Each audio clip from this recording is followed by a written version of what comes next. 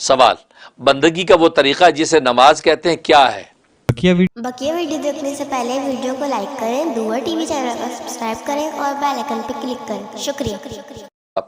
گھر میں یا مسجد میں خدا تعالیٰ کے سامنے ہاتھ باندھ کر کھڑے ہوتے ہیں اور قرآن شریف پڑھتے ہیں، خدا تعالیٰ کی تعریفیں بیان کرتے ہیں، اس کی بزرگی اور تعظیم کرتے ہیں، اس کے سامنے جھک جاتے ہیں، زمین پر سر رکھ کر اس کی بڑائی اور اپنی عاجزی اور ذلت ظاہر کرتے ہیں۔ تو دیکھو یہ جو ہے گویا کہ نماز کا خلاصہ بیان کر دیا کہ نماز کا خلاصہ یہ ہے کہ اللہ کی تعریف، اللہ کی تعظیم اور اپنی تذلیل۔ تو گویا کہ تین ارکان ہیں نماز کے، یہ تینوں کے تینوں ارکان نماز میں ہوتے ہیں تو وہ نماز حقیقت نماز ہے اور اللہ کے یہاں قبول ہو جاتی ہے۔ لہذا تعریفیں ہوتی ہیں اس میں اللہ کی تعظیمیں ہوتی ہیں اور اپنی تذلیلیں ہوتی ہیں کہ انسان کبھی ذلت سے ہاتھ باندھ کے کھڑا یوں غلاموں کی طرح، مجرموں کی طرح، کبھی جھکتا ہے جب وہ مجرموں کی طرح، کبھی سجدوں میں گرتا ہے منگتوں کی طرح۔ تو گویا کہ یہ حالت اسی ہوتی ہے۔ تو فرمایا کہ یہ چیزیں یہ نماز کا رکن۔ سوال، مسجد میں نماز پڑھنے سے آدمی خدا تعالیٰ کے سامنے ہوتا ہے یا گھر میں؟ جواب، خدا تعالیٰ ہر جگہ سامنے ہوتا ہے، چاہے مسجد میں نماز پڑھو چاہے گھر میں، لیکن مسجد میں نماز پڑھنے کا ثواب بہت زیادہ ہوتا ہے۔ تو نماز تو ہو جائے گی آپ کی گھر میں بھی اور مسجد میں، لیکن مسجد میں نماز پڑھنے کا ثواب زیادہ ہے۔ اب یہ ایسا ہی ہے آج کی دنیا میں، آپ گھر میں بیٹھ کے کام کریں تو میں خب پر آور کم ملتا ہے، اور لیکن آفس میں جا کے فزیکلی وہاں بیٹھ کے کام کریں پر آور آپ کا بڑھ جاتا ہے۔ تو وہی والی بات ہے، تو آپ گھر میں بیٹھ کے نماز پڑھ لی اللہ کی تو ظاہر ہے کہ آپ کو پر آور کم ملے گا، آپ کا نماز کا جو ثواب کم۔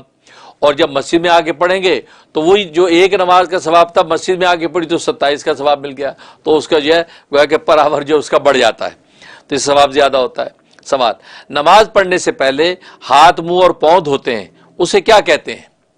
جواب، اس کو وضو کہتے ہیں۔ بغیر وضو کیے نماز نہیں ہوتی۔ تو نماز جو ہے کی جو کنجی جو ہے وہ وضو ہے۔ اسے حدیث میں آتا ہے وضو جو ہے وہ نماز کی کنجی ہے، اور جیسے کنجی کے بغیر تالا کھلتا نہیں ہے ایسے وضو کے بغیر نماز ہوتی نہیں ہے، لہٰذا اس لیے وہ طہارت جو ہے سب سے پہلے۔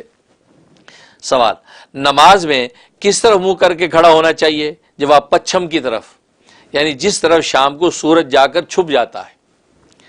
پچھم کی طرف منہ کرنے کا کیوں حکم دیا گیا؟ جواب، مکہ معظمہ میں خدا تعالیٰ کے ایک گھر ہے جسے کعبہ کہتے ہیں، اس کی طرف نماز میں منہ کرنا ضروری ہے۔ وہ ہمارے شہروں سے پچھم کی طرف ہے، یعنی حضرت فرما رہے ہندوستان سے جو ہے وہ پچھم کی طرف ہے وہ گھر، یا امریکہ سے ہو سکتا ہے نارتھ ایسٹ ہو، یعنی ویسٹ نہیں، وہاں سے تو ویسٹ ہے، یا امریکہ سے ویسٹ نہیں، یہاں سے نارتھ ایسٹ ہے، ٹھیک ہے نا؟ تو اس لیے پچھم کی طرف منہ کر کے نماز پڑھتے ہیں۔ تو وہ کہ ڈائریکشن متعین کر دی، چونکہ وہ اللہ کا گھر ہے تو اللہ کا گھر ایک مرکزی جو ہے مرکزیت مہیا کرتا ہے، اور یہ ہمیں حکم دیا گیا ہے تاکہ مرکزیت اور یکسانیت قائم رہے، تو اس کی طرف منہ کر کے نماز پڑھتے ہیں۔ سوال، جس طرح منہ کر کے نماز پڑھتے ہیں اسے کیا کہتے ہیں؟ جواب، اسے قبلہ کہتے ہیں۔ قبلہ کہتے ہیں جس طرح منہ کر کے نماز پڑھتے ہیں کعبۃ اللہ، تو اس کو قبلہ کہا جاتا ہے۔ سوال، دن رات میں نماز کتنی مرتبہ پڑھی جاتی ہے؟ جواب، رات دن میں 5 نمازیں فرض ہیں، رات دن میں 5 نمازیں پڑھی جاتی ہیں، فجر ہے، ظہر ہے، عصر ہے، مغرب ہے، عشاء ہے، تو لہذا وہ 5 نمازیں مکمل کرتے ہیں۔ سوال، 5 نمازوں کے نام کیا ہیں؟ جواب، پہلی نماز فجر جو صبح کے وقت سورج نکلنے سے پہلے پڑھی جاتی ہے، دوسری نماز ظہر جو دوپہر کو سورج ڈھلنے کے بعد پڑھی جاتی ہے، تیسری نماز عصر جو سورج چھپنے سے 2-1.5 گھنٹے پہلے پڑھی جاتی ہے، اور چوتھی نماز مغرب جو شام کو سورج چھپنے کے بعد پڑھی جاتی ہے، اور 5ویں نماز عشاء جو 1.5-2 گھنٹے رات آنے پر پڑھی جاتی ہے۔ اب سب کے اوقات بتا دیے اور 5 نمازوں کے نام آ گئے، تو لہٰذا ابھی یہ آپ کو یاد رہے گا تو آپ کو پتہ ہوگا کہ کون سی نماز کس وقت پڑھی جاتی ہے۔ سوال، اذان کسے کہتے ہیں؟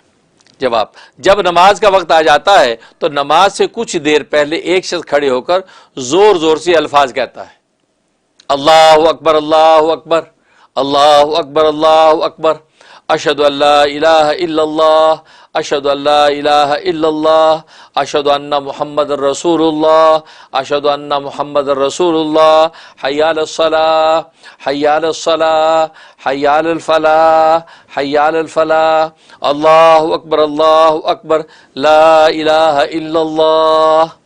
ये अजान है, ये अल्फाज अजान है। इस तरीके से यह इंसान जो मुअज्जिन अजान देता है और ये अजान गोया कि एलाम है, यानी नमाज की तरफ बुलाने का एक गोया कि वो एक पैगाम दिया जाता है कि नमाज की तरफ आ जाओ। तो जितने भी तलबा तालिबात हैं इस अजान को याद रखें, अजान को याद करें। ख़वातीन में ये देखा कि ख़वातीन अजान को याद नहीं करती कि जी औरतों को अजान देना जायज़ ही नहीं है। भाई अजान देना जायज़ नहीं है, अजान को याद करना तो जायज़ है, आप इसको याद कर लें, क्योंकि अजान सिर्फ नमाज ही की फ़ायदा नहीं देती, इसके इतने मुनाफे कि आप सोच नहीं सकते।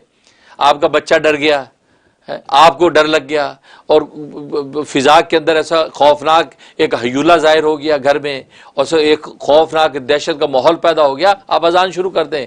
तो इलाज की तकलीफ़ दूर करने की और जिन्नात दफ़ा करने की अजान तो औरत दे सकती है, लिहाजा औरतें अजान को याद करें और ऐसे अवाल पेशा फ़ौर अजान दें। आपका बच्चा बेचैन हो रहा है, आपको क्या पता कि वो शैतान कुचुके लगा रहा है, कोई आसेबी शैतानी चीज़ उसको परेशान कर रही है, आप अजान पढ़ना शुरू कर दें। ये अजान के अल्फाज, तो इन अल्फाज में वो ताकत है कि दूर दूर तक जो है वो जहाँ तक आवाज़ जाती रहेगी शयातीन दफ़ा और दूर हो जाते। इसलिए इसको अजान जो सब तलबा तालिबात इसके अल्फाज को याद करें। इन अल्फाज को अजान कहते हैं। सुबह की अजान में हय्या अल फलाह के बाद अस्सलातु खैरुम मिनन नौम, नमाज नींद से बेहतर है, यह लफ्ज़ कहा जाता है। अस्सलातु खैरुम मिनन नौम, ये 2 मरतबा कहना चाहिए। सवाल, तकबीर किसे कहते हैं? जवाब, जब नमाज के लिए खड़े होने लगते हैं तो नमाज शुरू करने से पहले एक शख्स वही कलमे कहता है जो अजान में कहे जाते हैं, इसे इकामत और तकबीर कहते हैं। तकबीर में हय्या अल फलाह के बाद क़द क़ामतिस सलाह, ये ना 2 मरतबा अजान के कलमों से ज़्यादा कहा जाता है।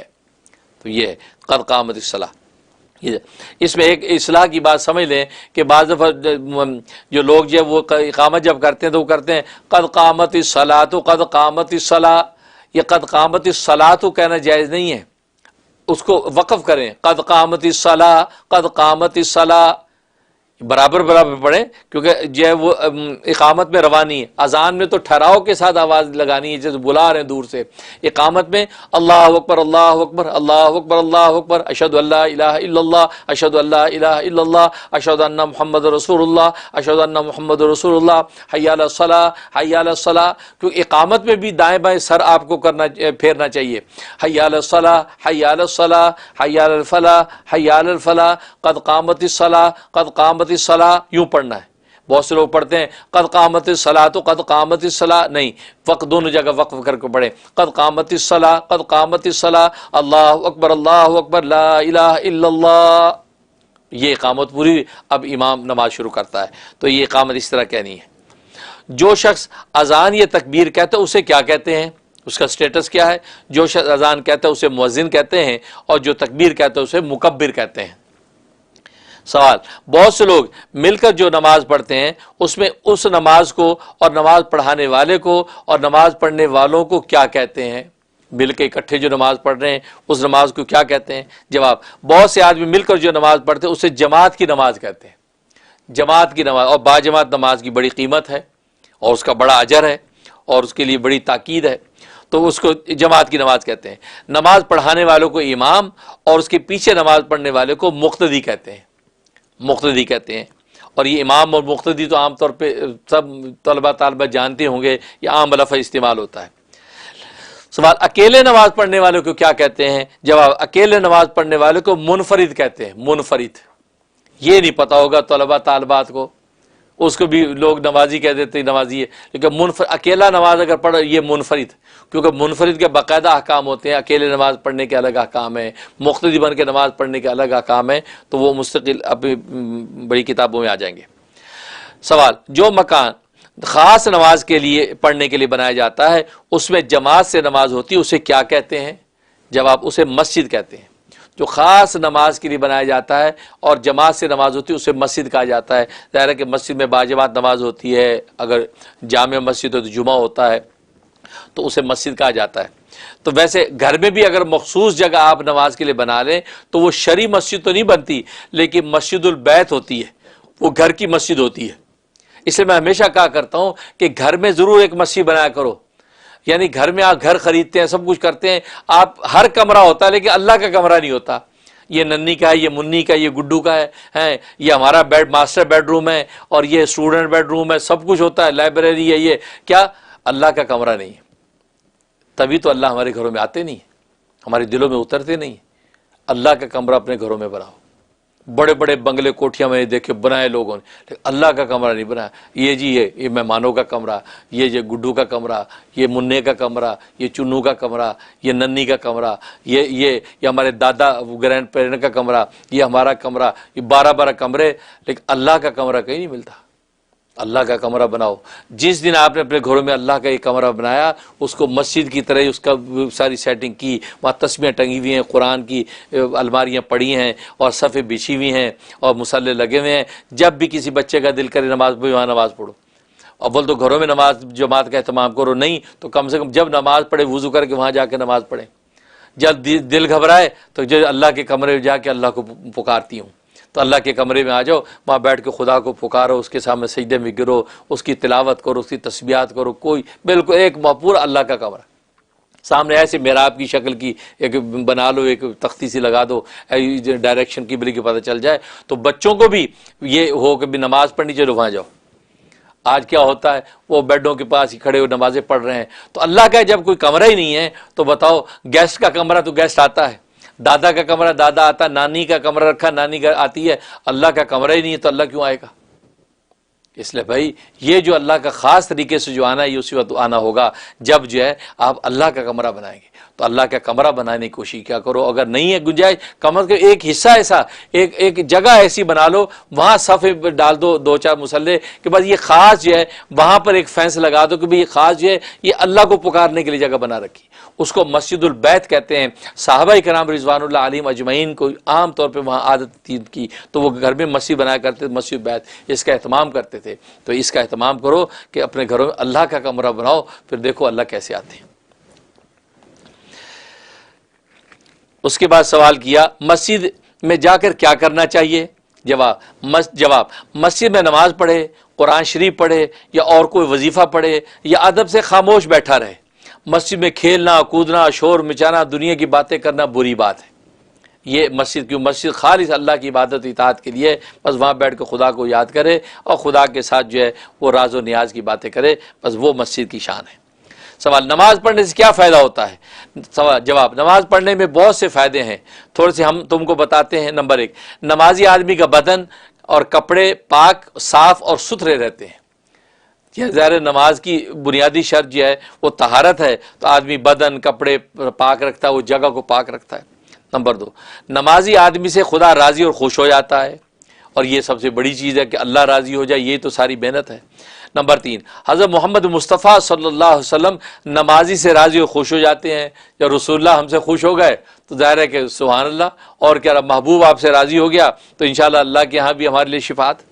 نمبر 4، نمازی آدمی خدا تعالیٰ کے نزدیک نیک ہوتا ہے، اللہ ان کو نیکوں میں شمار کرتا ہے یہ نمازی۔ نمبر 5، نمازی آدمی کے نیک لوگ دنیا میں بھی عزت کرتے ہیں، اچھے لوگ ان کا اچھا ذکر کرتے ہیں، اور اچھے لوگ ہی آپ کی عزت کریں، اچھے لوگ آپ کا اچھا ذکر کریں، بس برے لوگوں سے آپ کو توقع نہ رکھیں۔ نمبر 6، نمازی آدمی بہت سے گناہوں سے بچ جاتا ہے، ظاہر ہے کہ کم از کم نماز پڑھنے کے ٹائم تو گناہ سے بچا ہوا ہے، مسجد میں آنے کی مدت تک تو نماز سے بچا ہوا ہے، اس سے بڑا اور بینیفٹ کیا ہے؟ نمبر 7، نمازی آدمی کو مرنے کے بعد خدا تعالیٰ آرام اور سکھ سے رکھتا ہے، کہ مرنا تو ہے تو مرنے کے بعد جو ہے یہ دنیا کے مادی سامان کام نہیں آتے، عبادتوں کے روحانی سامان کام آتے ہیں، تو وہاں پر آرام اور سکھ کی جو ہے وہ زندگی ملے گی۔ سوال نماز میں جو کچھ پڑھا جاتا ہے اس کے نام اور عبارتیں کیا کیا ہیں؟ جواب نماز میں جو عبارتیں پڑھی جاتی ہیں ان سب کے نام اور الفاظ یہ ہیں۔ تکبیر، جب شروع کرتے ہیں اللہ اکبر، اس کو کہتے ہیں تکبیر، اللہ سب سے بڑا ہے۔ اس کے بعد ہاتھ باندھ لیے، پھر ثنا، سبحانک اللہم و بحمدک و تبارک اسمک و تعالی جدک و لا الہ غیرک، یہ ثنا آپ نے پڑھی۔ اے اللہ ہم تیری پاکی کا اقرار کرتے ہیں اور تیری تعریف بیان کرتے ہیں، اور تیرا نام بہت برکت والا ہے اور تیری بزرگی برتر ہے، تیرے سوا کوئی مستحق عبادت نہیں ہے۔ دیکھو ہاتھ باندھتے ہی آپ نے یہ اقرار کیا، اللہ اکبر، اللہ تبارک و تعالیٰ کے یہاں کیا آپ کا مرتبہ مقام بن گیا۔ اس کے بعد تعوذ، تعوذ کہتے ہیں اعوذ باللہ من الشیطان الرجیم پڑھنے کو، تو میں اللہ کی پناہ لیتا ہوں شیطان مردود سے، کیونکہ شیطان مردود سے سب سے پہلے آپ نے پناہ لی، کیونکہ یہی ہے جو نفس و شیطان جو ہے انسان کو گمراہ کر کے اللہ تبارک و تعالیٰ کی عبادت نہیں کرنے دیتا، تو سب سے پہلے آپ جو ہے اللہ کی پناہ میں آتے ہیں۔ اس کے بعد تسمیہ، بسم اللہ پڑھنے کو تسمیہ کہتے ہیں، بسم اللہ الرحمن الرحیم پڑھی، اللہ کے نام سے شروع کرتا ہوں جو بڑا مہربان نہایت رحم والا ہے۔ اس کے بعد آپ نے سورہ فاتحہ پڑھی، الحمدللہ رب العالمین الرحمن الرحیم مالک یوم الدین ایاک نعبد و ایاک نستعین اہدنا الصراط المستقیم صراط الذین انعمت علیہم غیر المغضوب علیہم ولا الضالین۔ یہ آپ نے سورہ فاتحہ پڑھی، آمین۔ ہر قسم کی سب تعریفیں اللہ کے لائق ہیں جو تمام جہانوں کا پالنے والا ہے، بڑا مہربان نہایت رحم والا ہے، روز جزا کا مالک ہے۔ اے اللہ ہم تیری عبادت کرتے ہیں اور تجھ ہی سے مدد مانگتے ہیں، ہم کو سیدھے راستے پر چلا، ان لوگوں کے راستے پر جن پر تو نے انعام فرمایا، نہ ان کے راستے پر جن پر تیرا غضب نازل ہوا، اور نہ گمراہوں کے راستے پر۔ یہ سورہ فاتحہ آپ نے پڑھی ہے، اور سورہ فاتحہ جیسی صورت نہیں ہے۔ اسے نبی علیہ الصلوۃ والسلام ارشاد فرماتے ہیں سورہ فاتحہ جیسی سورت جو ہے وہ پہلی کتابوں میں بھی نہیں ہے، یعنی پہلی آسمانی کتابوں، بلکہ خود قرآن کریم میں بھی اس سورت جیسی کوئی سورت نہیں۔ تبھی تو اللہ تبارک و تعالیٰ نے نماز کی ہر رکعت میں اس کو رکھا ہے، یہ معمولی سورت نہیں ہے۔ اسی ایک سورت کو ہی آپ اپنی حفظ جان بنا لیں تو آپ کی زندگی کے سارے مسائل حل ہو جائیں، سارے عقدے حل اس سورت سے ہو جاتے ہیں، اتنی زبردست سورت ہے۔ اس کے بعد حضرت مفتی صاحب نے سورہ کوثر لکھی ہے، مطلب چند صورتیں چھوٹی چھوٹی لکھی ہیں، تو کم سے کم یہ چھوٹی چھوٹی صورتیں آپ سب یاد کر لیں۔ بسم اللہ الرحمن الرحیم انا اعطیناک الکوثر فصل لربک وانحر ان شانئک هو الابتر۔ اللہ کے نام سے شروع کرتا ہوں جو بڑا مہربان نہایت رحم والا ہے۔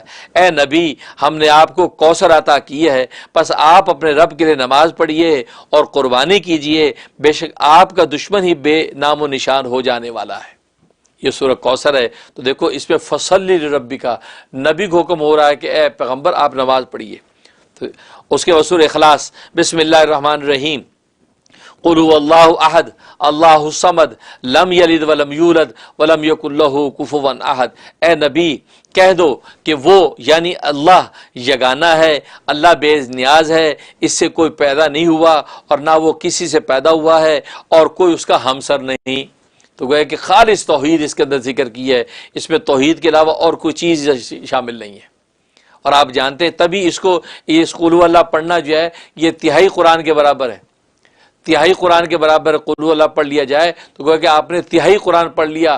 تہائی قرآن کیوں کہا؟ امام غزالی رحمۃ اللہ علیہ فرماتے ہیں اصل میں پورے قرآن کے اندر تین عقیدوں پر گفتگو ہے بنیادی، ایک عقیدہ توحید، دوسرا عقیدہ رسالت، تیسرا عقیدہ معاد یعنی عقیدہ آخرت، تو تین ہی بنیادی عقیدے ہیں تو پورے قرآن میں۔ تو اس کے اندر جو پوری توحید کا ذکر کر دیا تو ایک جو تین مضامین حصوں میں سے ایک پورا حصہ اس کے اندر ذکر کر دیا، تو اس کا مطلب تہائی قرآن کے برابر اس کا ثواب ملا، اس لیے تہائی قرآن۔ اس کے بعد سورہ فلق، بسم اللہ الرحمن الرحیم قل اعوذ برب الفلق من شر ما خلق ومن شر غاسق اذا وقب ومن شر النفاثات فی العقد ومن شر حاسد اذا حسد۔ اللہ کے نام سے شروع کرتا ہوں جو بڑا مہربان نہایت رحم والا ہے۔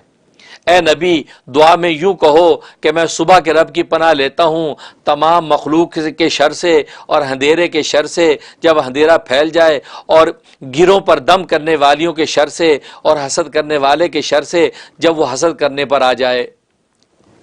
تو یہ سورۃ فلق۔ سورۃ الناس، قل اعوذ برب الناس ملک الناس الہ الناس من شر الوسواس الخناس الذی یوسوس فی صدور الناس من الجنۃ والناس۔ اے نبی دعا میں یوں کہو میں آدمیوں کے رب کی پناہ لیتا ہوں، آدمیوں کے بادشاہ، آدمیوں کے معبود کی پناہ لیتا ہوں اس وسوسے ڈالنے والے، پیچھے ہٹ جانے والے کے شر سے جو لوگوں کے دلوں میں وسوسہ ڈالتا ہے، جنوں میں سے ہو یا آدمیوں میں سے ہو۔ یہ سورۃ الناس۔ اس میں فلق اور ناس کے مضامین آپ نے ترجمہ سنا، ایسے زبردست ہیں۔ تبھی حدیث پہ فرمایا کہ ایک صحابی سے نبی پاک صلی اللہ علیہ وسلم نے فرمایا کہ تم اگر دین دنیا کی ساری بھلائیاں چاہتے ہو تو بس ایک کام کیا کرو، روزانہ 10 مرتبہ سورہ فلق اور ناس پڑھ لیا کرو، تمہیں دنیا کی ساری بھلائیاں مل جایا کریں گی۔ تو اس لیے اس کا اہتمام کریں، اور اپنے بچوں پر تو روز 3 دفعہ پڑھے اس کو پھونک دیا کرو، انشاءاللہ اللہ کی رحمت سے جو کامیابیاں۔ اس کے بعد فرمایا رکوع یعنی جھکنے کی حالت کی تسبیح، سبحان ربی العظیم، پاکی بیان کرتا ہوں میں اپنے پروردگار بزرگ کی۔ قوما یعنی رکوع سے اٹھنے کی تسبیح، جب رکوع سے اٹھتے ہیں سمیع اللہ لمن حمیدہ، اس کو قوما کہتے ہیں۔ قوما یعنی رکوع سے اٹھنے کی تسمیع، سمیع اللہ لمن حمیدہ، اللہ نے اس کی سن لی جس نے اس کی تعریف کی۔ اب تعریف آپ کریں گے تو اللہ سن لیتا ہے، تو بتا دیا اللہ نے اس کی سن لی جس نے اس کی تعریف کی۔ اسی قوما کی تحمید، ربنا لک الحمد، کہ اے ہمارے پروردگار تیرے واسطے تمام تعریف ہے، تو یہ ربنا لک الحمد۔ اس کے بعد سجدے میں گر گئے، یعنی زمین پر سر رکھنے کی حالت کی تسبیح۔ سجدے میں کیا پڑھنا ہے؟ سبحان ربی الاعلی، 3 مرتبہ پڑھیں، 5 مرتبہ پڑھیں، 7 مرتبہ پڑھیں یا جو ہے وہ 9 مرتبہ پڑھیں، طاق عدد میں پڑھیں۔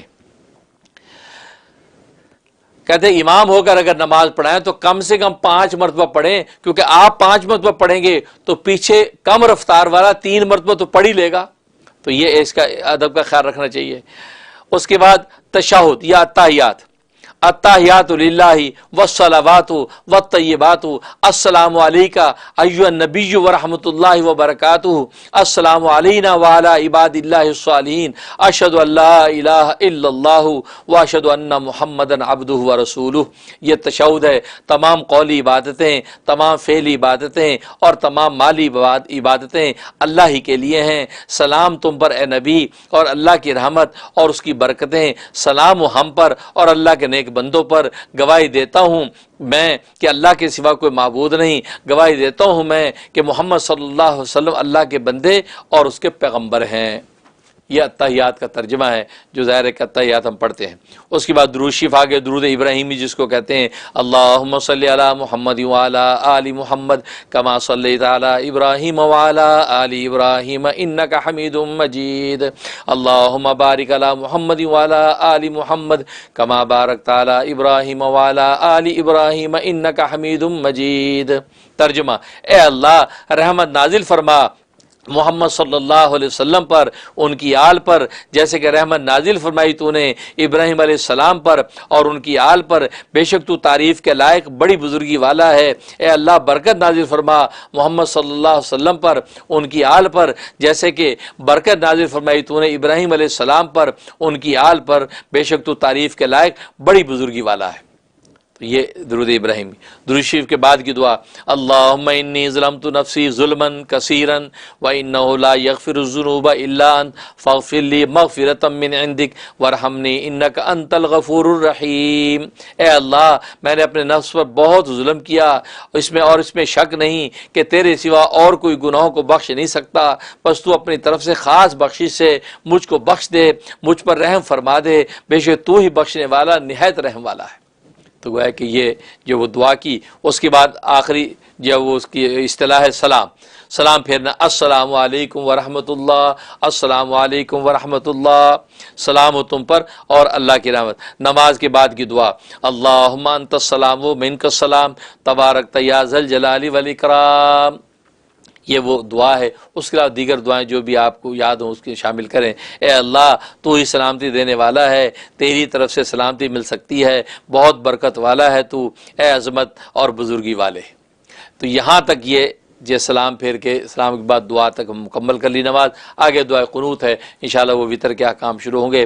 تو اللہ سے دعا ہے کہ اللہ تبارک و تعالی ہمیں تعلیم الاسلام میں جو کچھ تعلیم کیا جا رہا ہے اس کے حقائق، اس کے معارف، اس کے رموز جو ہمیں عطا فرمائے۔ دین کی بات پھیلانا صدقہ جاریہ ہے، ثواب کی نیت سے ویڈیو کو شیئر کیجیے۔ شکریہ۔